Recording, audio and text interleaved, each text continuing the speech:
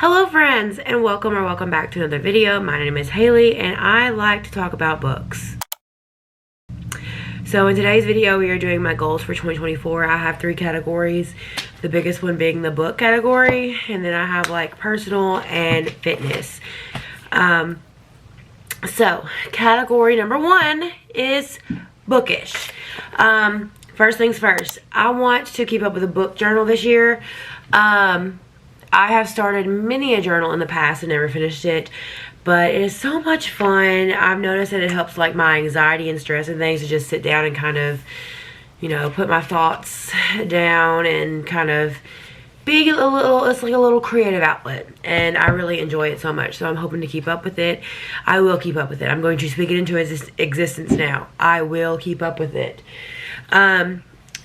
So my goal for this year, I'm so cold, y'all. My goal for this year is to read 150 books. I read 204 last year, and while I think I could read more than 150 because the year before that I read 180, well, I do think I could read more. I might need to, you know, go touch grass every now and then.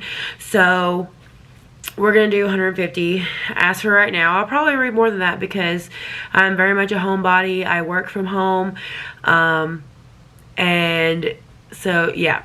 Another goal, I want to diminish my physical TBR, and I'm going to do another video, a whole video on all the books on my physical TBR.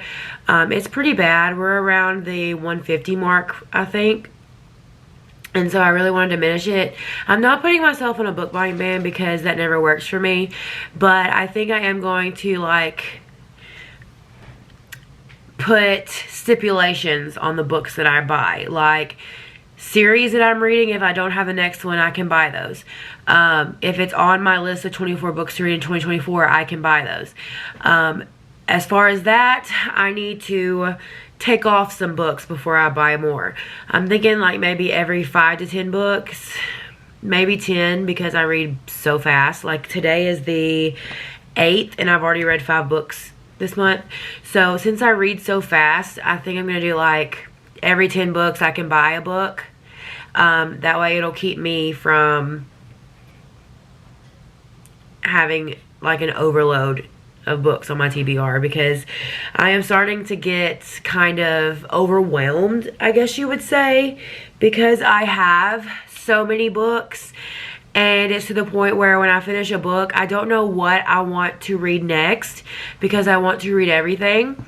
And I just sit there and stare at my shelves, and I'm like, okay, we need to pick a book. That's why I like setting the monthly TBR, because it kind of dims down those choices and is like, okay, you can pick from these 10 or these 12. And so as a mood reader, I'm in the mood for everything. I'm in the mood to read everything, and so it's kind of overwhelming. That's another reason why I want to get my physical TBR down. Another bookish goal is I want to unhaul more.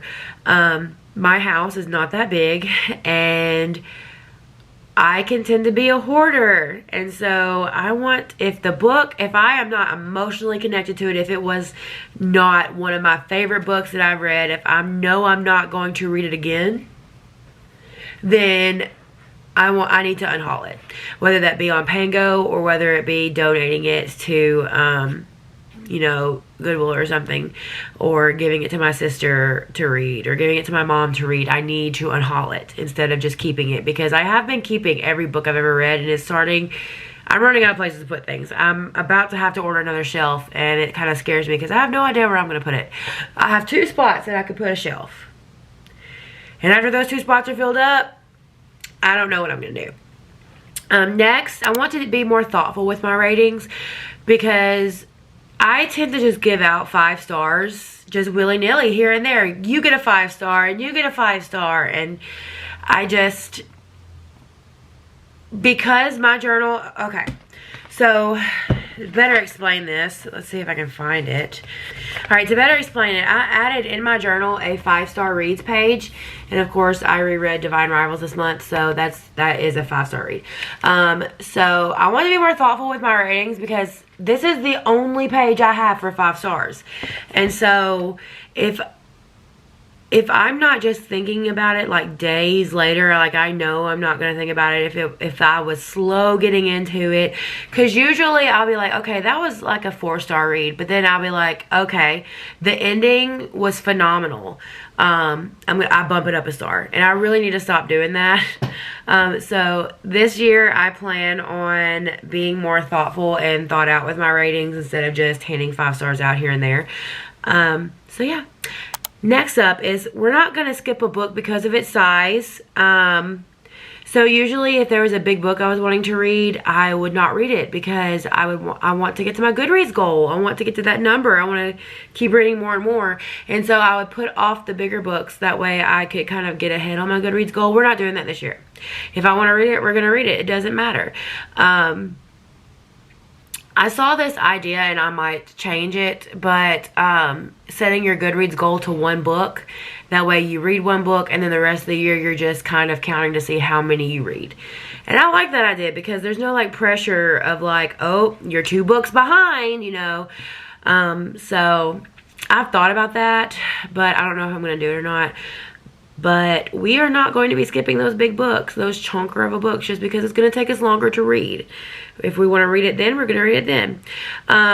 Another goal is I'm not going to let reviews, like Goodreads reviews, deter me if I'm interested in reading it.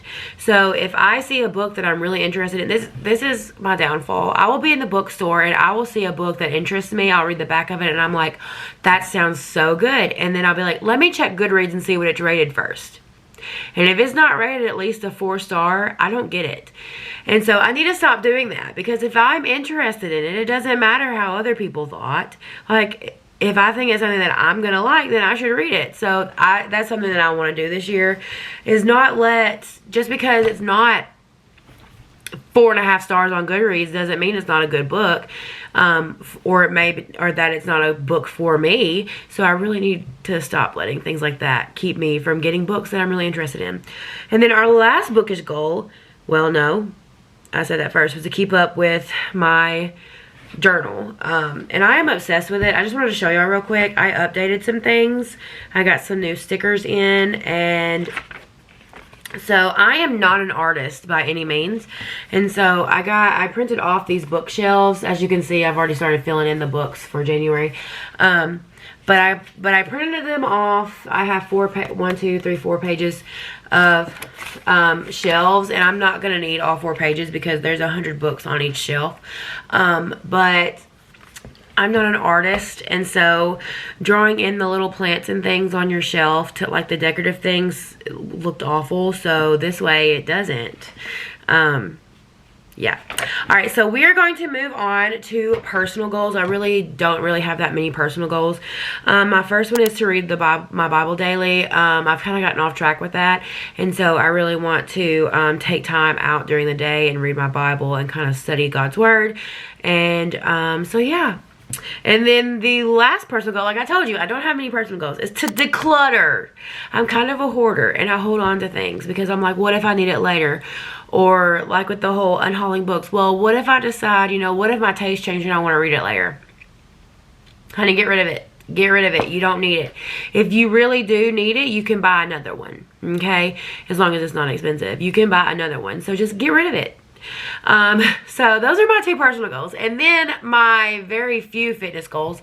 I started a bullet journal for my fitness goals, and it is very simplistic. So I do want to lose some weight, so I kind of just decorated the page. And I just have a water tracker because I want to try to drink more water and not so much soda and things like that. And which since like October, I've been really good about drinking water, but I find that if I have to track it at the end of the day, I tend to drink more. So I just have color codes, different shades of blue for like, I didn't drink any water, I drank 16 to 32 ounces, 32 to 64, and then if I drank more than 64.